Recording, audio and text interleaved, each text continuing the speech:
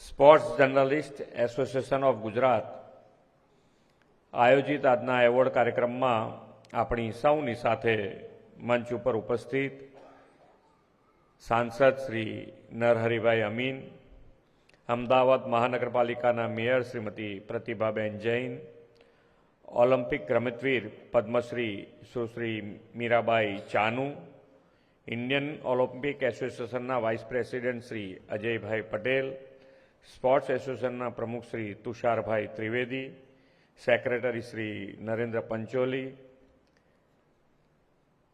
Sports authority of ગુજરાતના director general Shri Sandeep Sangle, pattern and event coordinator Shri Hiteshbhai Patel, આમંત્રિત સર્વે મહાનુભાવ, સૌ ખેલાડીઓ, પ્રેસ મીડિયાના મિત્રો, સૌને મારા નમસ્કાર. આજે ભારતના મહાન હોકી ખેલાડી અને હોકીના જાદુગર મેજર ધ્યાનચંદને તેમની જન્મજયંતિ અવસરે ભાવપૂર્વક વંદન કરું છું. તેમની યાદમાં ઉજવાતો નેશનલ સ્પોર્ટ્સ ડે આ વર્ષે ગુજરાત માટે ખાસ મહત્વનો છે. વિશ્વના સૌથી લોકપ્રિય નેતા અને યશસ્વી વડાપ્રધાન નરેન્દ્રભાઈ મોદીના નેતૃત્વની કેન્દ્ર સરકારે કોમનવેલ્થ ગેમ્સ 2030 માટે અમદાવાદની દાવેદારીને મંજૂરી આપી છે. વિશ્વ કક્ષાના સ્ટેડિયમ, અતિ આધુનિક તાલીમ સુવિધાઓ અને ઉત્સાહી સ્પોર્ટ્સ કલ્ચર ધરાવતા અમદાવાદને તેમણે આ રમોત્સવના આયોજન માટે આદર્શ યજમાન શહેર ગણાવ્યું છે. વડાપ્રધાનશ્રીનો સ્પષ્ટ મત છે કે જીવનના દરેક ક્ષેત્રમાં વિકાસ થવો જોઈએ અને વિકાસ માટે રમતગમતનું પણ મહત્વ છે. દેશમાં નવી સ્પોર્ટ્સ પોલિસી અને ખેલો ઇન્ડિયા જેવા અભિયાનથી સ્કૂલથી લઈને ઓલિમ્પિક સુધી સ્પોર્ટ્સ ઇકોસિસ્ટમ વિકસાવવા શ્રી મોદી સાહેબ પ્રતિબદ્ધ છે. ઇકોસિસ્ટમ માટે છેવાડાના વિસ્તારો સુધી ખેલકૂદ અંગેની જનજાગૃતિ જગાવવાનું દાયિત્વ જેમના શિરે છે તેવા સ્પોર્ટ્સ જર્નાલિસ્ટ એસોસિએશન દ્વારા આજનો આ કાર્યક્રમ યોજાયો છે. આજના મહત્વપૂર્ણ દિવસે રમતગમત ક્ષેત્રે વિશિષ્ટ યોગદાન આપનાર 20 જેટલા મહાનુભાવોને સન્માનિત કરવાનો આ કાર્યક્રમ એક આગવું દ્રષ્ટાંત પૂરું પાડશે. એવોર્ડ વિજેતાઓની સાથે સાથે કાર્યક્રમના આયોજન અને તમામ સ્પોર્ટ્સ જર્નાલિસ્ટ એસોસિએશનના સભ્યોને પણ ખૂબ ખૂબ અભિનંદન પાઠવું છું.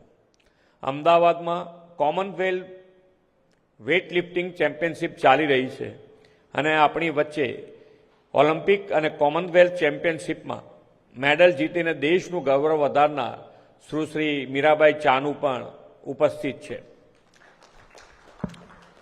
મારા હમણાં વાત થઈ આવ્યા તરત જ તો કે ભાઈ મીરાબા ચાનુ જે છોકરાઓને પોતે તૈયાર કરી રહ્યા છે, તો એ જે છોકરાઓ જે ફેસિલિટીમાં રહે છે એ જ ફેસિલિટીમાં એ પોતે પણ રહી અને તૈયાર કરી રહ્યા છે. બાકી એમની વ્યવસ્થા હોય, અત્યારે બધી જ સારી વ્યવસ્થા મળતી હોય, પણ છોકરાઓની સાથે જે વ્યવસ્થા મળતી હોય એમાં જ રહેવાનું ને એમની સાથે તૈયાર કરવા.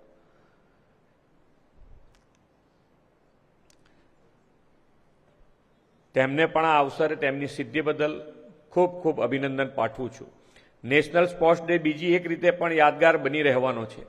આજથી 3 દિવસ સુધી 1 ઘંટા ખેલ કે મેદાન में હર ગલી હર મેદાન ખેરે સારા હિન્દુસ્તાન જેવા નારા સાથે સમગ્ર રાષ્ટ્ર ખેલકૂદ ઉત્સાહ અને એકતાનો આ રાષ્ટ્રવ્યાપી ઉત્સવ ઉજવીને મેજર ધ્યાનચંદને શ્રદ્ધાંજલિ આપશે.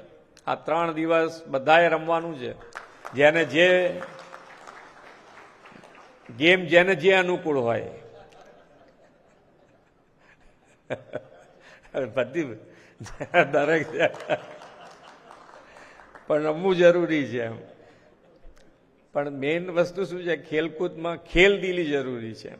કોઈ પણ ગેમ રમો પણ ખેલદિલી જરૂરી છે. વડાપ્રધાનશ્રીએ ફિટનેસ અને સ્વાસ્થ્યને જીવનમાં મહત્વપૂર્ણ ગણાવ્યા છે. મેજર ધ્યાનચંદની જન્મજયંતિએ 2019માં નેશનલ સ્પોર્ટ્સ ડેથી વડાપ્રધાનશ્રીએ ફિટ ઇન્ડિયા મુવમેન્ટને પ્રારંભ કરાવ્યો. આદરણીય મોદી સાહેબના સ્પોર્ટ્સ અને ફિટનેસ માટેના વિઝનનો લાભ ગુજરાતને છેલ્લા અઢી દાયકાથી મળી રહ્યો છે. ગુજરાતમાં આજે જે સ્કેલ પર સ્પોર્ટ્સ કલ્ચર ખીલ્યું છે તે આદરણીય વડાપ્રધાન શ્રી નરેન્દ્રભાઈ મોદીના વિઝનનું પરિણામ છે. ખેલે તે ખેલેના મંત્ર સાથે તેમણે 2010માં ખેલ મહાકુંભની શરૂઆત કરાવી અને છેક છેવાડાના ગામડાથી લઈને મહાનગરોના ખેલાડીઓના કૌશલ્યને બહાર લાવ્યા. ગુજરાતમાં તો હવે રમતવીરો ખેલ મહાકુંભ આવવાની આતુરતાપૂર્વક રાહ જોતા હોય છે.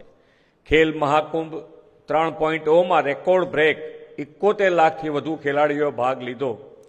આજે નેશનલ સ્પોર્ટ્સ ડેના અવસરે ખેલ મહાકુંભ 2025 માટેનું રજીસ્ટ્રેશન પણ શરૂ થઈ ગયું છે. આદરણીય શ્રી નરેન્દ્રભાઈના કુશળ નેતૃત્વ તથા દિગ્દ્રષ્ટિને પરિણામે જ ગુજરાતે રમતગમત ક્ષેત્રે સિદ્ધિના નવા શિખરો સર કર્યા છે. રમતગમત માટે ખેલાડીઓને યોગ્ય ઇન્ફ્રાસ્ટ્રક્ચર, સાધન સુવિધાઓ અને તાલીમ સરળતાએ મળે છે. શ્રી મોદી સાહેબના માર્ગદર્શનમાં 2 દશકમાં રાજ્યમાં સ્પોર્ટ્સ ઇન્ફ્રાસ્ટ્રક્ચરનો ઉત્તરોત્તર વિકાસ થયો છે. 2002માં રાજ્યમાં 3 સ્પોર્ટ્સ કોમ્પ્લેક્સ હતા. આજે 24 સ્પોર્ટ્સ કોમ્પ્લેક્સ છે. અમદાવાદના નારણપુરા ખાતે 22 એકરમાં મલ્ટી યુટિલિટી સ્પોર્ટ્સ સેન્ટર તૈયાર બની રહ્યું છે.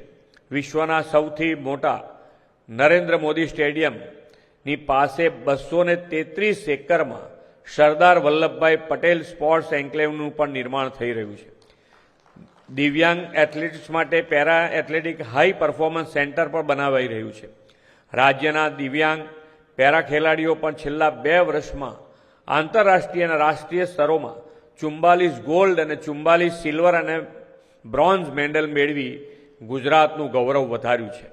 રાજ્ય સરકારના રમતવીરોને વિશ્વ કક્ષાનું સ્પોર્ટ્સ ઇન્ફ્રાસ્ટ્રક્ચર આપવા માટે સંકલ્પબદ્ધ છે.